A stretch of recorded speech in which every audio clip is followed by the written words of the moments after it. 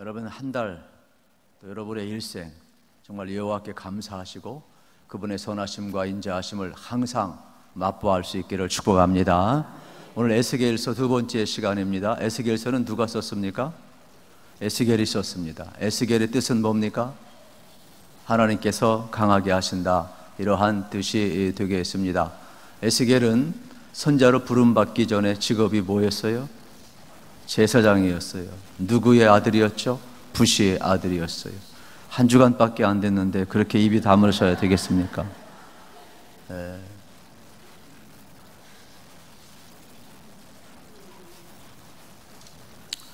에스겔은 제사장 가문의 출신이었기 때문에 어려서부터 성경에 능통했어요.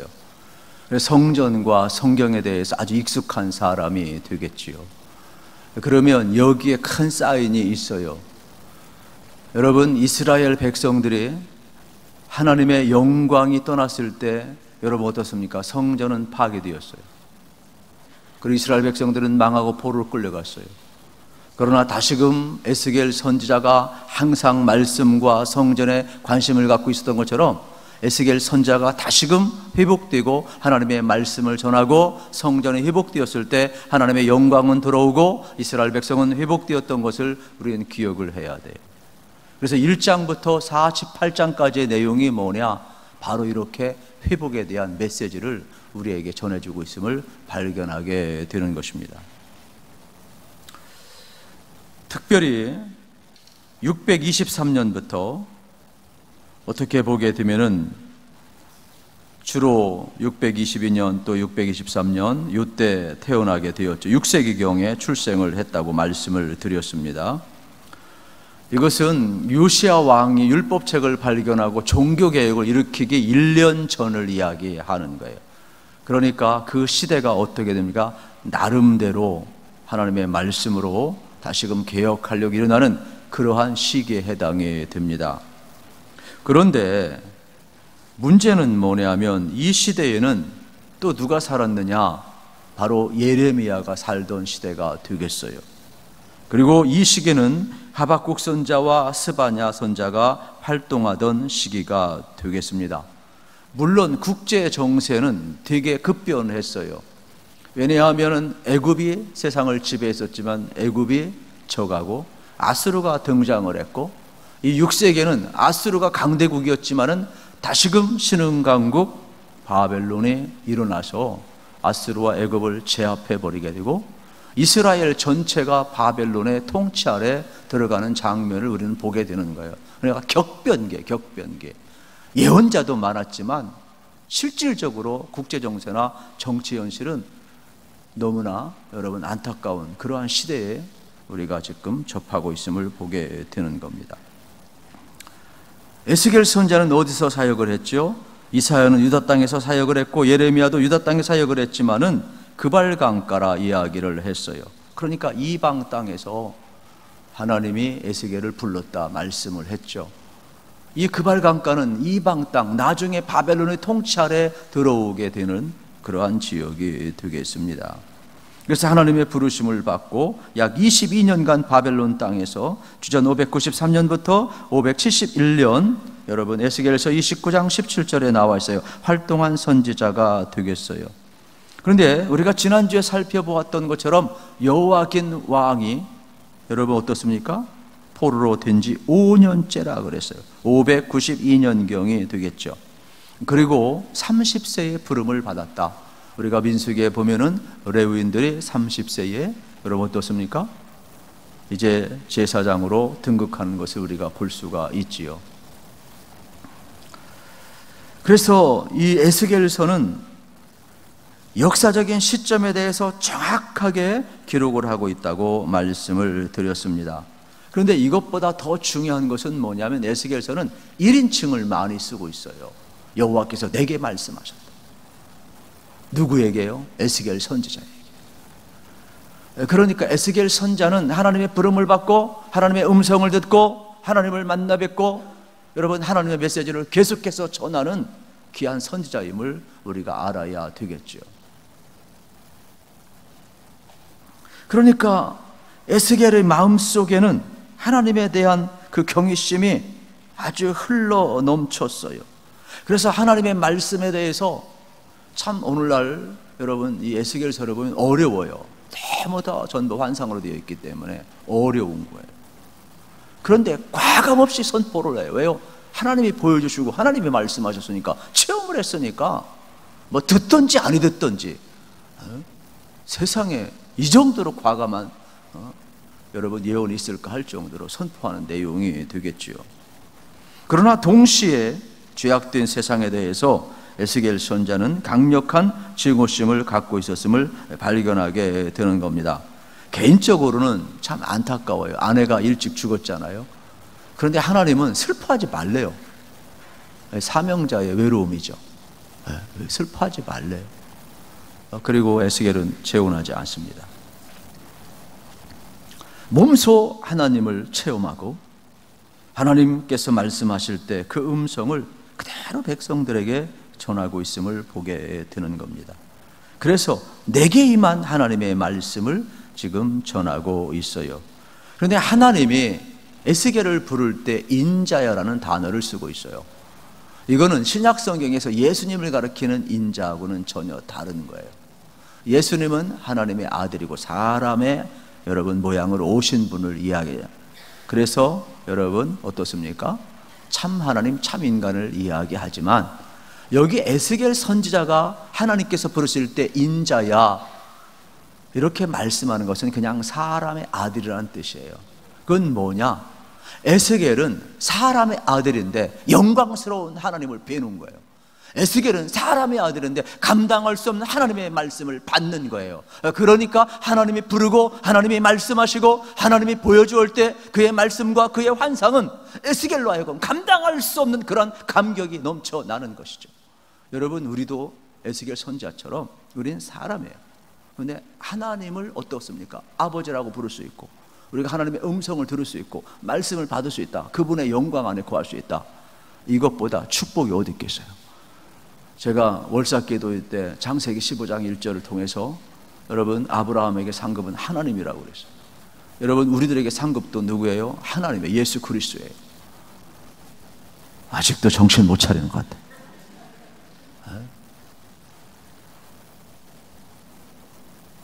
그 한마디를 여러분이 기억했으면 참 좋겠어요. 에스겔은 여러분 보세요. 엘, 이 하나님이란 뜻이거든요. 하나님이 강하게 하시고 하나님이 상급인 거예요. 우리를 누가 강하게 해요? 우리를 누가 살려요? 우리를 누가 복되게 해요? 우리 인생을 누가 책임져요? 여러분 전부 가졌어도 하나님이 없으면 제로예요. 아무것도 없어도 여러분이 하나님 있으면 여러분의 인생은요 전부를 가지는 거예요. 저는 이 시간 하나님이 여러분의 상급임을 확신하시기를 축복합니다.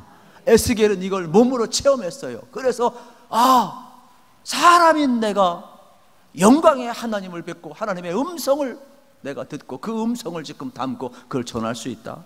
얼마나 감격을 했는지 모릅니다.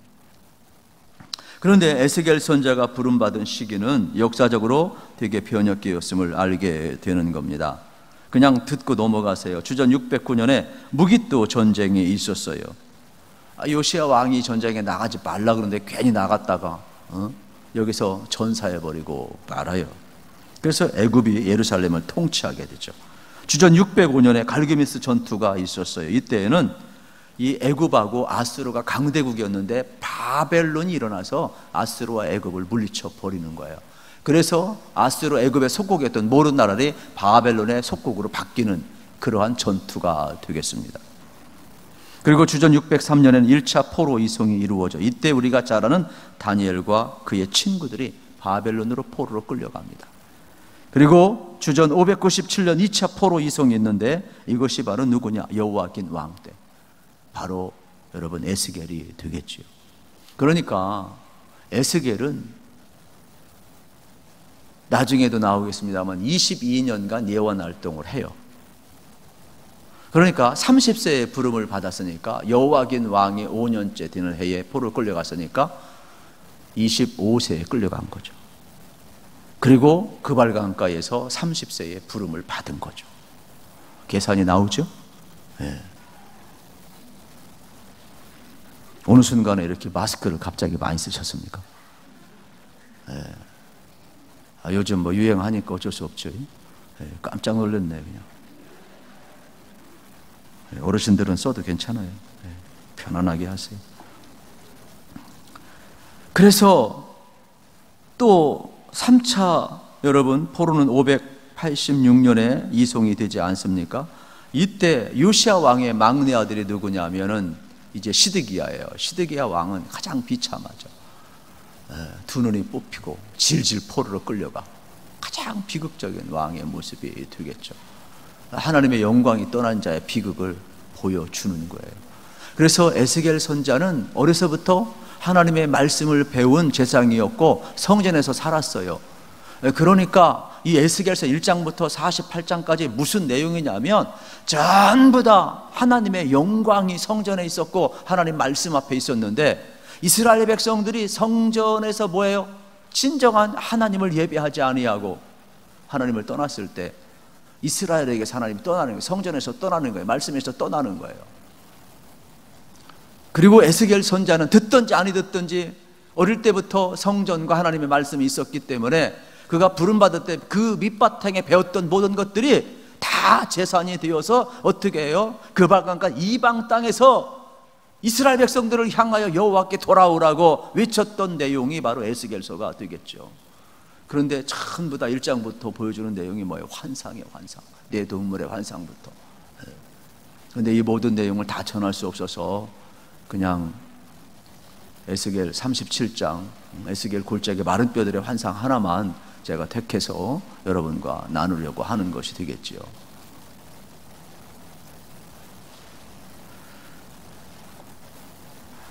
다시금 여러분들 배경을 살펴보게 되어야 되는데 왜 중요하냐면 25세에 포로로 끌려가고 30세에 부름을 받을 때 그때 여러분 국제정세나 여러분 어떻습니까? 이 모든 나라의 정세들은 전부 다 비참한 상황이에요.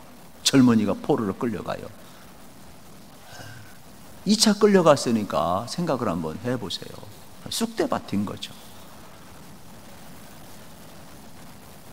그래도 그는 마지막 희망을 포기하지 않았는데 에스겔서 33장 12절에 보면 치명적인 아픔의 소식이 들려오는데 그게 바로 뭔 줄 아십니까? 예루살렘에서 도망쳐 나온 자가 나중에 이야기합니다. 이제는 예루살렘 성까지 함락이 되었습니다. 어쩌면은 자기는 먼저 잡혀갔지만 그래도 끝까지 저항하길 원했고 끝까지 민족이 살아남길 원했는데 이제는 전부 다 쑥대밭인 거예요. 마지막 저항 장수도 없어요. 그러니 마음을 어디다 둬요? 완전히 나라는 사라져 버렸고 성전은 완전히 무너져 버렸고 이제는 전부 다 3차까지 포로 끌려오고 막 툴 데가 없는 거예요. 이러한 절망적인 상황 속에서 개인도 그랬고 민족도 그랬고 시대도 그랬어요. 그런데 하나님께서 에스겔에게 나타나서 여러분 에스겔 골짜기의 마른 뼈들의 환상을 지금 보여주고 있음을 보게 되는 것입니다. 그래서 1절, 2절을 보십시오. 우리 같이 한번 읽어보도록 하겠습니다. 1절, 2절 시작. 여호와께서 권능으로 내게 임재하시고 그의 영으로 나를 데리고 가서 골짜기 가운데 두셨는데 거기 뼈가 가득하더라. 나를 그 뼈 사방으로 지나가게 하시기로 본즉 그 골짜기 지면에 뼈가 심이 많고 아주 말랐더라. 아멘. 여러분 여호와께서 권능으로 내게 에스겔에게 1인칭이 많다고 그랬잖아요. 에스겔에게 여러분 임하셔서 환상을 지금 보여주고 있는 장면을 보게 되는 겁니다. 그러면서 마른 뼈들이 가득한 골짜기를 지금 보여주고 있어요. 그러면서 3절에 보면은 생뚱맞은 질문을 하고 있습니다. 뭐라고 이야기합니까? 3절 읽읍시다. 시작. 그가 내게 이르시되 인자야 이 뼈들이 능히 살 수 있겠느냐 하시기로 내가 대답하되 주 여호와여 주께서 아시나이다. 아멘. 여러분 얼마나 에스겔이 당황했겠어요. 하나님이 보여주시고 하나님이 질문해요. 여러분 같으면 뭐라고 대답하겠어요? 대답은 둘밖에 없어요. 살아난다 살아나지 못한다 밖에 없어요. 그런데 에스겔은 이 당황스러운 순간 뭐라고 대답을 해요? 주 여호와여 주께서 아시나이다. 이거는요, 우리가 생각할 수 없는 높은 차원의 대답이 되겠습니다. 왜냐하면 적어도 하나님이 질문을 던지실 때에는 골탕 먹이기 위한 게 아니에요. 상대방 실력 테스트하기 위함이 아니라니까요. 하나님이 질문을 던질 때는 반드시 회복의 목적이 있음을 우리는 알게 되는 거예요. 예를 들어서 창세기 3장 9절에 보면 아담과 하와가 범죄하고 숨었어요. 그때 하나님이 뭐라고 그래요? 아담아, 내가 어디 있느냐? 하나님이 질문해요.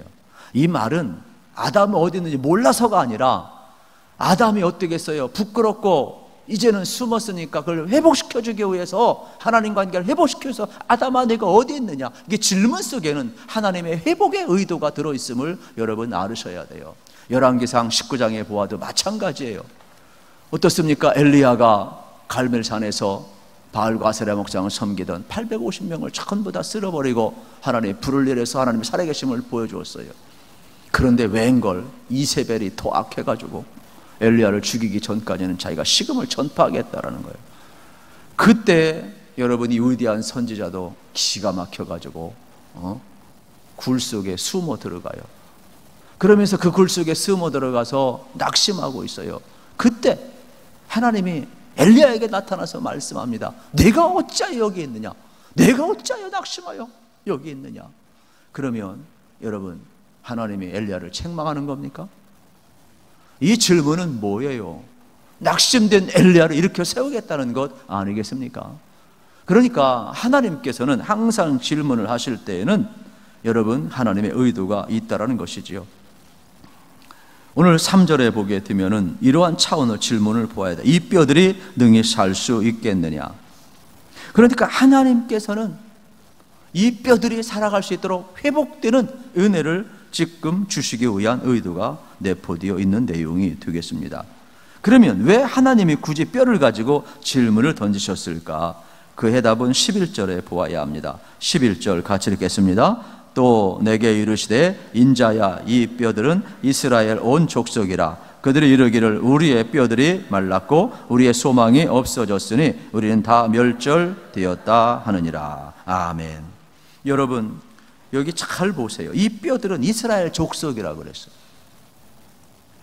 그러니까 이스라엘 백성들은 자기의 절망적인 상황을 뭐와 표현하느냐? 이 뼈에 표현을 하고 있음을 알아야 돼요. 이스라엘 백성들의 표현 방식이 되겠지요. 예를 들어서 시편 31편 10절에 보면 이러한 내용이 나와요. 내 일생을 슬픔으로 보내며 나의 연수를 탄식으로 보내며 내 기력이 나의 죄악 때문에 약하여지며 내 뼈가 쇠하였도다. 내 뼈가 쇠하였도다. 여러분, 잠언 17장 22절을 한번 찾아보세요. 마음의 즐거움은 양약이라도 심령의 근심은 뼈를 마르게 하느니라. 뼈를 마르게 하느니라. 그러니까 여러분 잘 보셔야 돼요. 이러한 절망적인 상황을 여러분 이스라엘 백성들이 이 뼈에 비유해서 항상 표현을 하고 있는데, 오늘 본문에서는 이 뼈는 뭐라 그랬어요? 마른 뼈, 죽어있는 것. 이게 뭐예요? 절망의 이게 누구예요? 이스라엘 족속이라는 게 이스라엘 족속. 그런데 그들을 바라보라는 거예요. 그러면서 이 뼈들이 살겠느냐? 여러분은 어떻게 대답을 해야 됩니까? 선택적 기억을 가지고 잘 모르겠는데요, 그래야 됩니까? 네? 청문회 가서 그냥 이것도 아니고 저것도 아니고 생각이 안 나는데요, 이래야 됩니까? 그런 대답이 아니에요. 에스겔의 대답은 지금 뼈를 바라보면 절망이지만, 그러나 내게 찾아오시고 내게 환상을 보여주시고 내게 말씀하시는 하나님을 보면 하나님은 이 뼈들을 살릴 것을 믿는다는 그러한 고백이 여기에 나와 있는 것이죠. 오늘 그랬으면 참 좋겠어요. 저도 맨날 이 훈련하거든요. 상황을 볼 것이냐 하나님을 볼 것이냐, 절망을 볼 것이냐 하나님을 볼 것이냐. 가장 힘들고 어려운 순간에 여러분, 우리의 실존은 흔들릴 수밖에 없어요. 그러나 실존은 흔들려도, 상황은 절망이어도 그 상황 속에서 여러분이 하나님을 바라볼 수 있다면 하나님은 흔들린 우리를 붙들 줄로 믿습니다. 절망을 희망으로 바꿀 줄로 믿습니다. 여러분, 우리가 하나님을 바라볼 수 있느냐가 키워드가 되겠죠. 이게 신앙이에요. 13절 말씀을 한번 보십시오. 13절 같이 읽겠습니다. 시작. 내 백성들아, 내가 너희 무덤을 열고 너희로 거기에서 나오게 한즉 너희는 내가 여호와인 줄 알리라. 아멘. 참 에스겔서의 독특한 면은 뭐냐면 하나님이 직접 말씀하셔요. 직접 환상을 주셔요.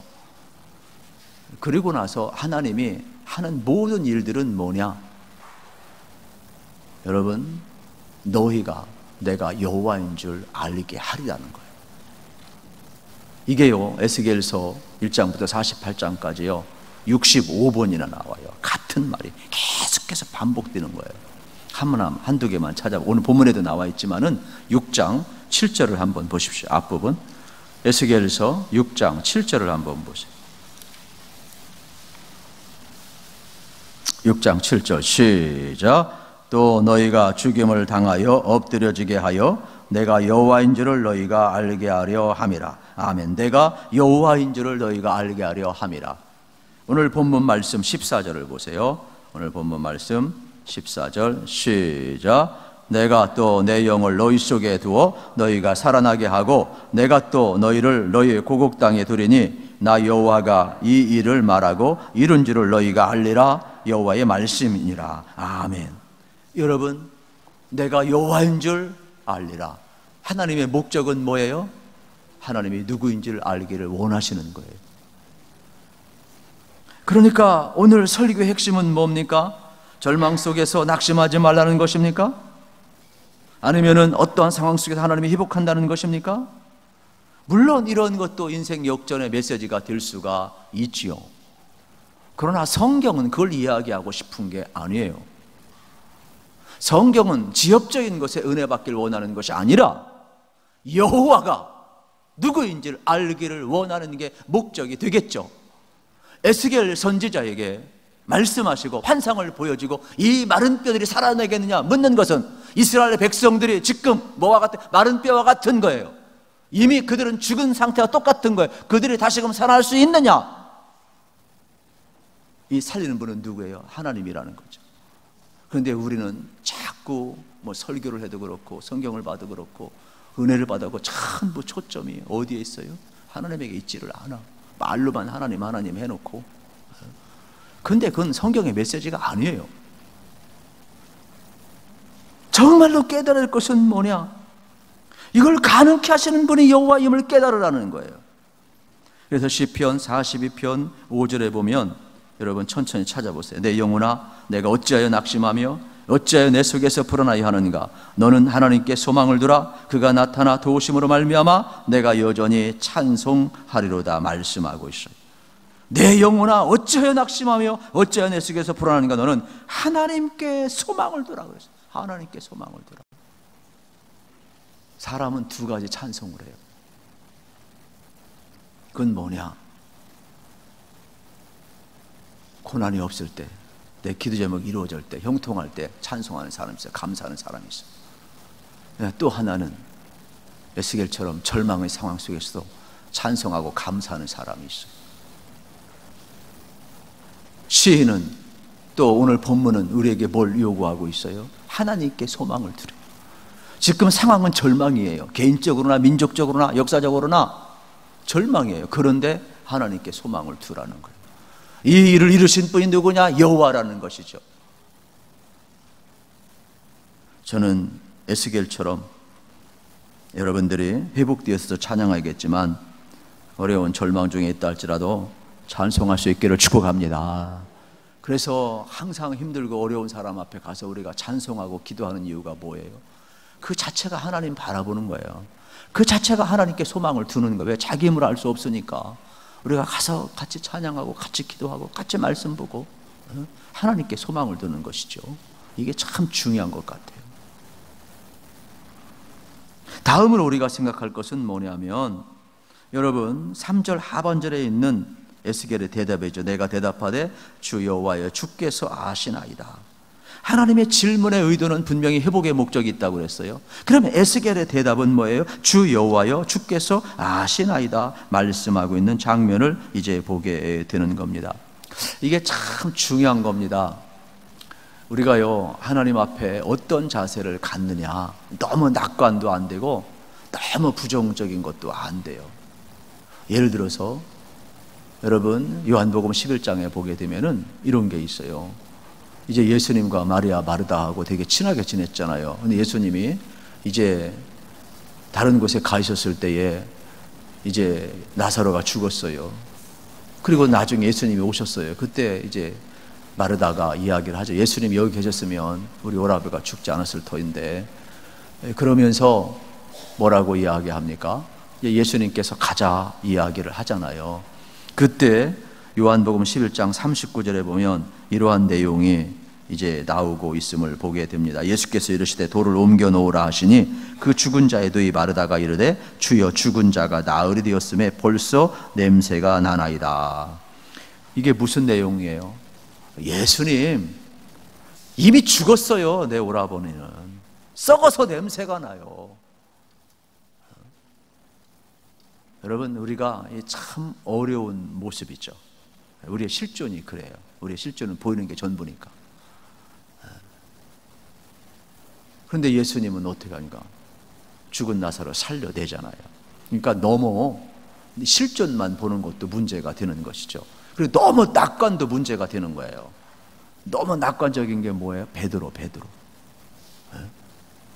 베드로요, 얼마나 낙관적인 줄 아세요? 예수님, 다른 사람 다 부인해도 나 예수님 부인하지 않겠습니다. 그 당시는 진실이었을 거예요. 근데 여러분, 사람은 죽음 앞에 두려운 거예요. 예수님이 붙잡혀가네. 너무 두려운 거예요, 세상의 권력이. 그래서 어린 비자 앞에서도 예수님을 3번씩이나 부인하잖아요. 그러니까 너무 할 수 있다, 뭐 말 근거도 없이 그냥 그건 믿음이라고 하는 게 아닌 거예요. 지나친 낙관도 책임을 못 지는 거예요.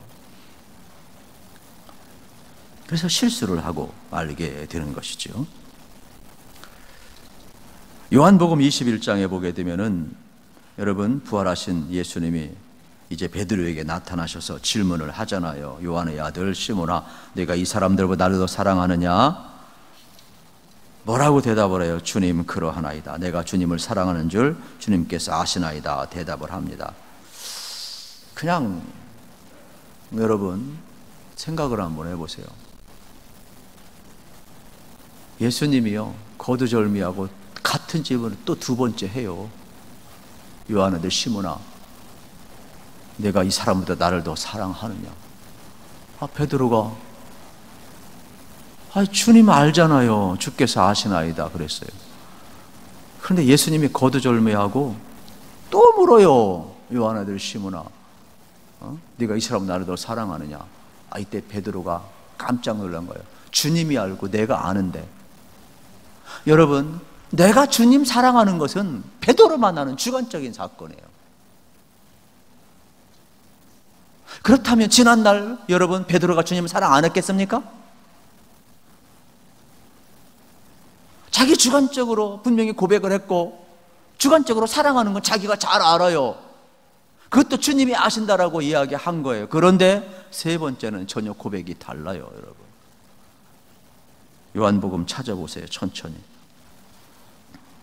여러분들이 이제 17절에 찾아보면, 그런데 베드로가 근심하려되 베드로가 대답을 고칩니다. 주님의 의도가 있음을 깨닫고 주님 모든 것을 아시오매.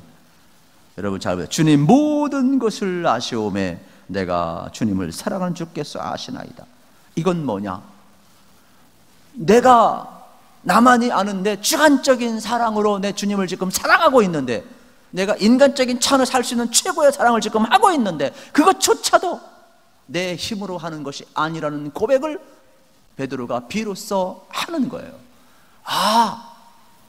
예수님에 대한 신앙 고백을 할 때 이는 내가 한 것이 아니라 하늘에 계신 아버지께서 알게 하신 것이라고 고백했잖아요. 그렇다면 지금 내가 가지고 있는 주관적인 사랑조차도 하나님이 붙들지 아니하면 이 사랑도 흔들리는 사랑이에요. 여러분 잘 보세요. 베드로 마음을 누가 제일 잘 알아요? 베드로가 제일 잘 알아요. 이제는 부활하신 주님을 절대로 놓치고 싶지 않아요. 다시금 온 기회를 절대로 놓치고 싶지 않아요. 누구보다도 가장 뜨겁게 사랑하는 베드로일 거예요. 그런데 그 주관적인 사랑조차도 아무리 확신이 있다 할지라도 이거는 내가 붙들고 있는 사랑은 한계가 있는 거구나.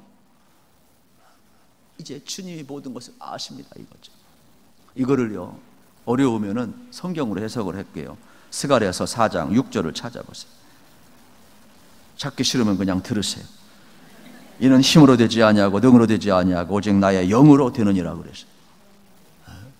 여러분 잘 보세요. 힘으로 능으로 되는 게 아니에요. 내 주관적 사랑으로 되는 게 아니에요. 나의 신으로 되는 거예요, 여러분. 여러분 우리가 이걸 믿으셔야 돼요. 그래서 저는 목회 철학이 이거예요.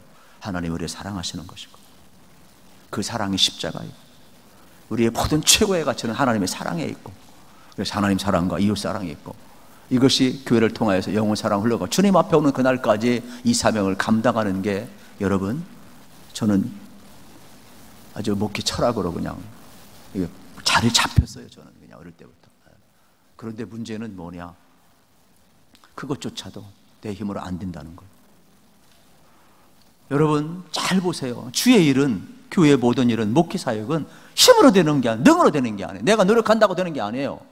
물론 최선을 다해서 애쓰고 힘쓰고 노력하죠. 그러나 나의 능으로 되지 아니하고 나의 힘으로 되지 아니하고 나의 신으로 된다 그랬어요. 하나님이 하시는, 하나님이 하시는, 성령이 역사하지 않고는 안 되는 것이죠. 그래서 교회의 일은요, 잘 보셔야 돼요. 나의 신으로 되는 거예요. 하나님이 하심을 믿으시기를 축복합니다. 그러니까 여러분 교회는 전부 하나님이 하시는, 하나님이 하시는.